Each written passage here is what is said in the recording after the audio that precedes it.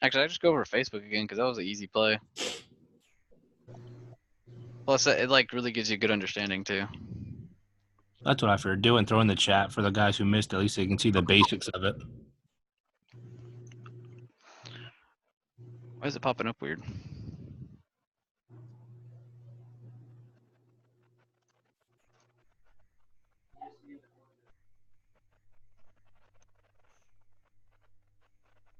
Okay.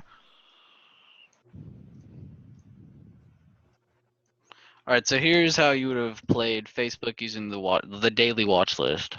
So the break below was, let's see real quick, 219.50. So that was this line. I don't know why I even looked. It's right here.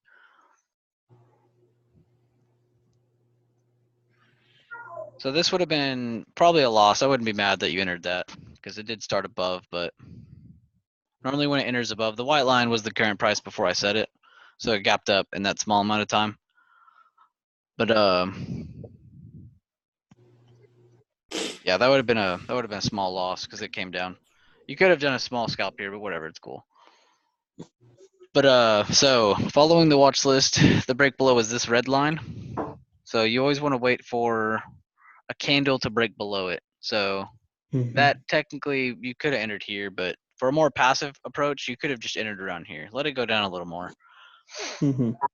You're not going to use that. You're not going to lose that much profit chance by doing that.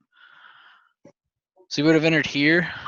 And then I always say the 20 to 25, 35% rule. So you would have sold before it got to the maximum sell spot, but you definitely had huge chances to just scale down your position. Let's say you got 2 calls. You could have sold one around here, kind of just YOLO'd it, let it go down to here to my last level that I set. Because I set all these levels, so you see all these levels beforehand. Let's see how it reacted to this one. Bueller, are those fib retracements? No, these are all lines that I set. Oh, it's because they had the price on them.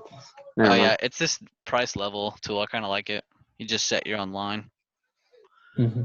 So that would have, this was the break below. This was the entry. This was the level below that you honestly could have taken profits here for a small amount, but it's good to know what it did. So since it did this little test here, that's letting you know like, all right, well, it's reacting to the level I set. And it didn't ever get back above this candle that gapped down a little. So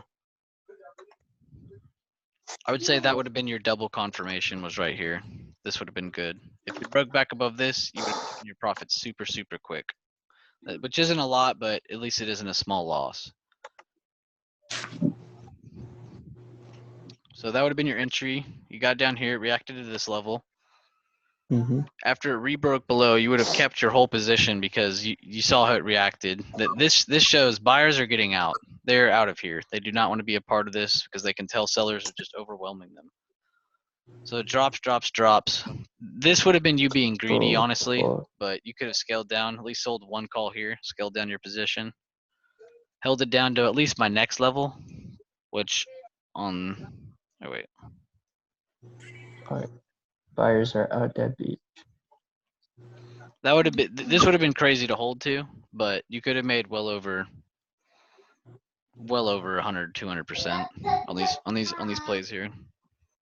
With the same day contract, I think it turned out to like 800%, but I didn't want to be like that. I wanted to do the next week because you would have never been that crazy to buy the same day contract.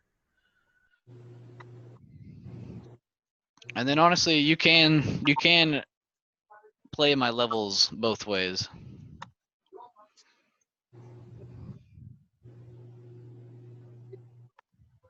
That was an easy reversal right there. MACD crossed, RSI turned up, TTM's lowering.